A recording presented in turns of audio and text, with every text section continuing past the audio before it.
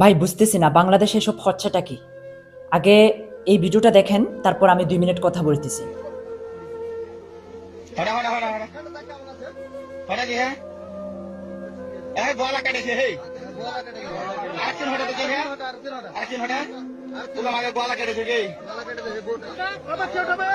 গলা কেটেছে হে গলা কেটেছে আমাকে গলা কেটেছে কি দেখছেন কি বুঝলেন? এটা বাংলাদেশেরই কোনো একটা জায়গায় এই ঘটনাটা ঘটছে। তো আমি সরাসরি ফেসবুকে আজকে সারাদিন ব্যস্ত ছিলাম, ঢুকতে পারি নাই। ফেসবুকে ঢোকার সাথে সাথে এই ভিডিওটা আমার সামনে আসছে। কি মারমান্তিক দেখছেন! মেয়েটার চেহারা কি মায়াবী! বয়স কত হবে? হাইয়েস্ট 6 বছর। 6 বছর হবে কিনা তাও সন্দেহ।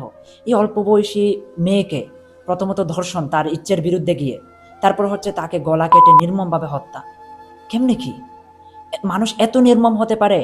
ভাই করছস অপকর্ম ঠিক আছে, কিন্তু মেয়েটাকে ছেড়ে দিতি ভাই, অন্তত সে বেঁচে যেত। তো এইভাবে নির্মমভাবে, তো এটা আসলে বাংলাদেশের যে প্রশাসনিক যে ব্যাপার স্যাপার, সেটার কিন্তু অবক্ষয় বলতে পারেন। তাদের এখানে মারাত্মকভাবে ফল্ট রয়েছে। তো বাংলাদেশ নতুন সরকারের কাছে এটা কিন্তু আমরা কখনো প্রত্যাশা করি নাই। পরিস্থিতি যে এমন হয়ে যাবে সেটা কিন্তু কখনো আমরা প্রত্যাশা করিনি। তো দেখেন, এই নতুন সরকার আসার পর থেকে কয়টা এরকম গুম খুন দর্শন হয়েছে, কয়টা? এবং আপনারা কয়টার ফাঁসির যে কার্যক্রম আপনারা দেখেছেন, কয়টা বাস্তবায়ন আপনারা দেখেছেন?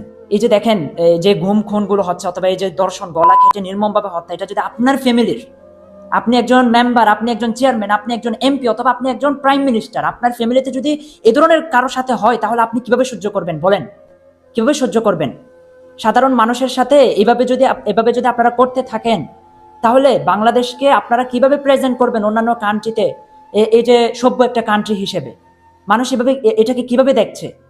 তো আসলে এই ধরনের অপকর্মে যারা লিপ্ত হচ্ছে, আমি মনে করি আমার জায়গা থেকে তাদেরকে সরাসরি ফাঁসির, যে যখনই বাস্তবায়ন হয়ে যাবে অথবা যখনই প্রুফ হয়ে যাবে যে এই ব্যক্তিটা উপযুক্ত প্রমাণ পাওয়া গেছে যে সে এই কাজে লিপ্ত হয়েছে, তাহলে সাথে সাথে তার আর কোনো বিচার নাই, সরাসরি ফাঁসি।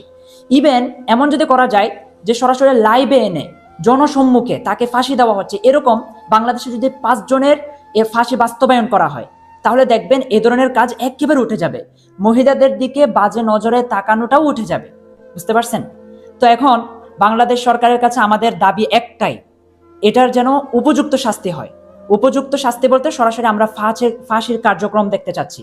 আর যারা এই সমস্ত এলাকার যে ঘটনাগুলো ঘটতেছে, আপনারা যদি দেখেন প্রশাসনের ফল্ট রয়েছে, প্রশাসন এগুলার যথাযথভাবে ব্যবস্থা নিচ্ছে না, তাহলে নিজেরাই বিচার করে নেবেন, নগদ সগদ বিচার করে নেবেন। তা না হয় বাংলাদেশ সরকার কিছুই করবে না, আমার আপনার ফ্যামিলিতে এই ধরনের অহরহ ঘটনা ঘটতে থাকবে। তো এই ভিডিওটি যে যেখান থেকে দেখছেন অবশ্যই বেশি বেশি করে শেয়ার করে দিবেন, এটা ছড়িয়ে দিবেন, সারা বাংলাদেশের মানুষ যেন এই বিষয়ে অবগত হয়। এবং মহিলাদেরকে যেটা রিকোয়েস্ট করবো, আপনারা নিজেরা সচেতন থাকবেন, নিজেদেরকে সতর্ক রাখবেন, এবং একা একা বেশি ঘোরাঘুরি করবেন না, দেশের অবস্থা খুব বেশি ভালো না। তো যাই হোক, ভালো থাকেন, সুস্থ থাকেন।